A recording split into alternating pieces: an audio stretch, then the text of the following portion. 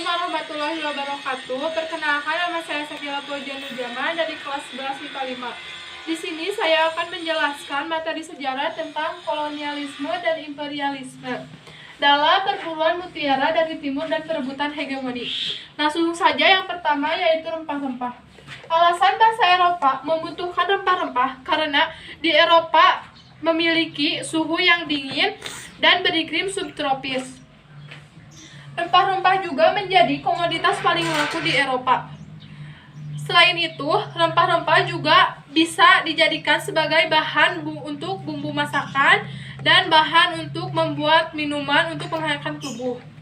Yang kedua yaitu jatuhnya Konstantinopel tahun 1953 di Turki. Turki adalah kota pusat perdagangan. Kota pusat perdagangan di Turki yaitu diantaranya satu batu mulia, yang kedua emas, yang ketiga perak, yang keempat gading, yang kelima sutra, dan keenam rempah-rempah. Di sana pun harganya sangat murah. Direbut Turki Utsmani dipimpin Sultan Mehmed II. Kota Konstantinopel berada dalam kendali penuh Turki Utsmani. Dampak bagi bangsa Eropa yaitu yang pertama, sulitnya memasuki kota Konstantinopel. Yang kedua, dilarang melakukan kegiatan perdagangan. Yang ketiga, bangsa Eropa kesulitan memenuhi kebutuhan pokoknya termasuk rempah-rempah. Yang keempat, bangsa Eropa kesulitan memenuhi kebutuhan pokoknya termasuk rempah-rempah. Yang kelima, munculnya keinginan melakukan penjelajahan samudra dalam rangka untuk menemukan daerah penghasil rempah-rempah. Pada materi yang ketiga yaitu bangsa penjelajah dunia. Yang pertama ada Portugis, yang kedua Spanyol, yang ketiga Belanda, dan yang keempat Inggris. Yang di Portugis yaitu rute ekspedisi Bartolomé Dias. Pada tahun 1488, Bartolomé Dias melakukan pelayaran demi mencari daerah timur dengan menelusuri pantai barat Afrika. Melakukan pelayaran dari pelabuhan Sabon untuk menemukan daerah penghasil rempah-rempah. Kemudian sampai di Tanjung Harapan yang di Afrika Selatan, namun ekspedisi Bartolomé Dias hanya sampai di Tanjung Harapan saja.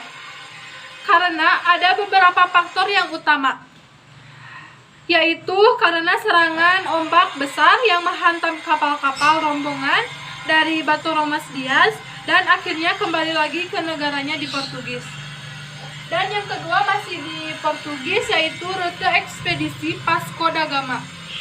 Pada tahun 1497 berlayar dari pelabuhan Sabon melalui Samudra Atlantik menuju ke Tanjung Harapan. Pada tahun 1498 rombongan Vasco da Gama menelusuri Samudra Hindia dan akhirnya sampai di Calicut dan Goa, India. Rombongan Vasco da Gama memasang patok batu atau padrau untuk menandakan bahwa daerah yang sudah dilalui Portugis menjadi wilayah yang dikuasai Portugis, tetapi tidak menemukan rempah-rempah. Yang ketiga masih di Portugis yaitu rute ekspedisi Alfonso de Albuquerque. Pada tahun 1511 melakukan pelayaran yang dilakukan oleh para pendahulunya. Kemudian sampai di Tanjung Harapan sampai juga di Calicut dan Goa. Namun rombongannya itu mendengar bahwa ternyata bukan di India lah sumber rempah-rempah itu, melainkan berada di Selat Malaka. Hingga akhirnya rombongan dari Alfonso de Albuquerque melakukan serangan untuk menguasai Selat Malaka, hingga akhirnya menyebabkan para pedagang Islam berdesak dan akhirnya melakukan perlawanan. Pada tahun 1512 yang dipelopori oleh Patih Kodir yang seorang suku Jawa yang ada di Selat Malaka. Namun, yang dilakukan Patih Kodir gagal, hingga Patih Kodir mundur hingga ke Demak, yang ada di Pulau Jawa. Kemudian tahun 1513 terjadi lagi perlawanan yang dilakukan oleh kerajaan Denmark yang dipimpin oleh Pati Unus. Namun usaha itu masih gagal karena pasukan Portugis masih kuat. Terus yang kedua di Spanyol, yaitu rute ekspedisi Christopher Columbus. Pada tanggal 3 Agustus 1492, Columbus berangkat dari pelabuhan. Mereka melakukan pelayaran bertolak arah dari timur ke arah barat karena meyakini bahwa bumi itu bulat. Pada tanggal 6 September 1492, rombongan dari Columbus tiba di Kepulauan Kanari, lalu menunjukkan ke Samudra Atlantik yang ganas. Pada tanggal 12 Oktober 1492, akhirnya tiba di Kepulauan Bahana Columbus. Mengira sudah sampai di tanah Hindia. Lalu Columbus meneruskan perjalanannya dan akhirnya mendarat di Haiti, ke Belanda, yaitu rute ekspedisi William Barents. Melakukan pelayaran pada tahun 1594, William Barents berada daripada pelaut sampai Spanyol ataupun Portugis. Pelaut Portugis melakukan pelayaran ke arah timur, pelaut Spanyol ke arah barat, sedangkan William Barents justru melakukan pelayaran ke arah utara. Sampai akhirnya rombongan dari William Barents tiba di Kutula Utara dan terjebak di Kepulauan Novaya Zemlya. Dan akhirnya William Barents secara tragis meninggal dunia di Kutub Utara. Kedua yaitu rute ekspedisi Cornelis de Houtman and Peter Keyser. Cornelis de Houtman justru melakukan pelayaran mengikuti jalur yang sudah dilalui oleh bangsa Portugis. Pada tahun 1595 dengan 249 awak kapal serta 64 meriam sebagai bentuk pertahanan jika terdapat serangan dari musuh. Cornelis de Houtman and Peter Keyser melakukan pelayaran mengikuti jalur pantai barat Afrika sampai di Tanjung Harapan, menyusuri Samudra Hindia, dan akhirnya tiba di Nusantara, tepatnya di Banten pada tahun 1596. Banten saat itu dipimpin oleh Sultan Abdul Mufakir Muhammad Abdul Qadir. Bangsa Banten dan sultan mereka menerima baik kedatangan Cornelis de Houtman. Mereka menyambut dengan tangan terbuka. Namun justru timbul rasa sombong dari Cornelis de Houtman, Peter Keyser, dan para awaknya.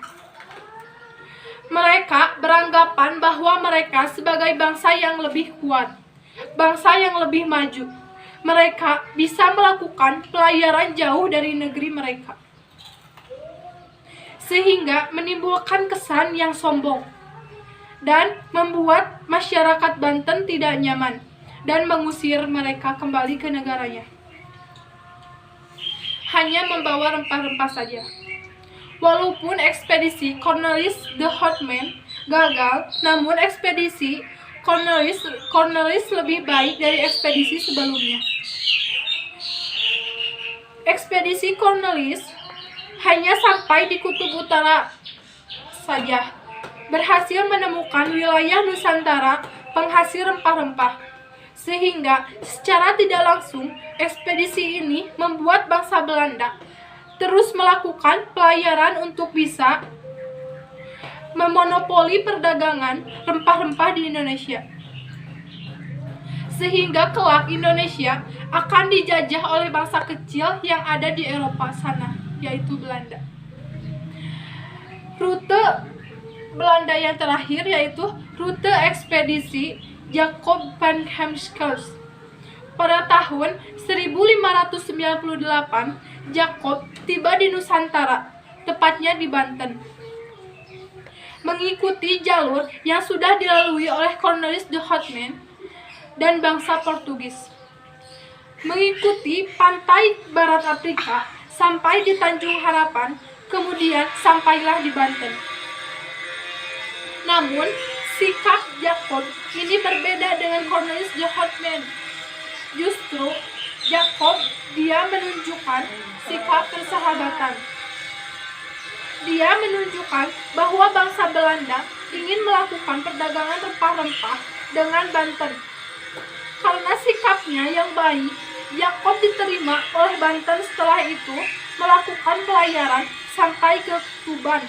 Dan satu tahun kemudian tahun 1599 tiba di Maluku. Dan ekspedisi Jacob ini bisa dibilang sangat berhasil karena berhasil menarik simpati masyarakat Nusantara dan memperoleh rempah-rempah yang melimpah. Kemudian bangsa Belanda ketagihan untuk melakukan ekspedisi ke Nusantara dan terus melakukan perdagangan hingga lambat laun justru mereka ingin memonopoli dan menguasai Nusantara. Ekspedisi yang terakhir yaitu ekspedisi Inggris. Rute ekspedisi Francis Drake dan Thomas Cavendish. Mereka melakukan pelayaran seperti halnya bangsa Portugis dan Belanda dan sampai di Kepulauan Nusantara pada tahun 1579 dan tepatnya pada tahun 1604 Inggris membentuk beberapa kantor dagang di Indonesia. Seperti halnya yang pertama di Ambon, Ujung Padang atau Makassar, Jepara yang ada di Jawa Tengah, dan Jayakarta atau Jakarta. Materi yang terakhir yaitu faktor lain Eropa melakukan penjelajahan. Yang pertama ada goal. Goal yaitu memburu kekayaan dan keuntungan dengan mencari dan mengumpulkan barang berharga seperti rempah-rempah.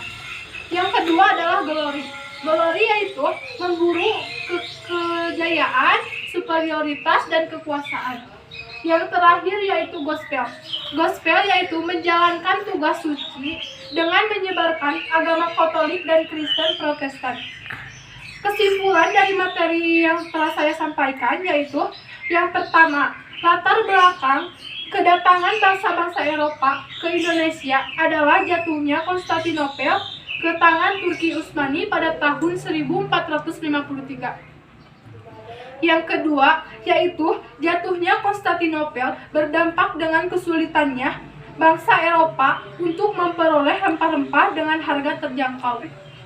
Yang ketiga, sehingga munculnya keinginan bangsa Eropa untuk melakukan penjelajahan dunia untuk menemukan dunia baru atau penghasil rempah-rempah.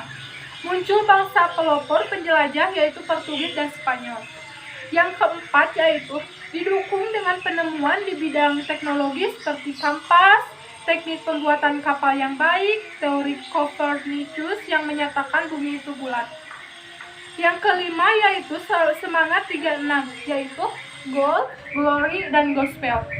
Yang keenam, perjanjian Tordesillas tanggal 7 Juni 1494 atas Prakarta Paulius II. Yang ketujuh, dengan berbagai perjuangan bangsa Eropa tiba di Nusantara, penduduk pribumi dengan tangan terbuka menyambut kedatangan bangsa Eropa. Yang terakhir yaitu kita patut bersyukur kepada Allah Subhanahu wa Ta'ala bahwa Indonesia dianugerahi kekayaan alam yang luar biasa. Saatnya tiba pelajaran dari sejarah, tingkatkan sumber daya manusia kita untuk bisa mengolah kekayaan alam lainnya. Sekian presentasi dari saya, mohon maaf bila ada kesalahan. Wabillahi taufiq wal hidayah. Wassalamualaikum warahmatullahi wabarakatuh.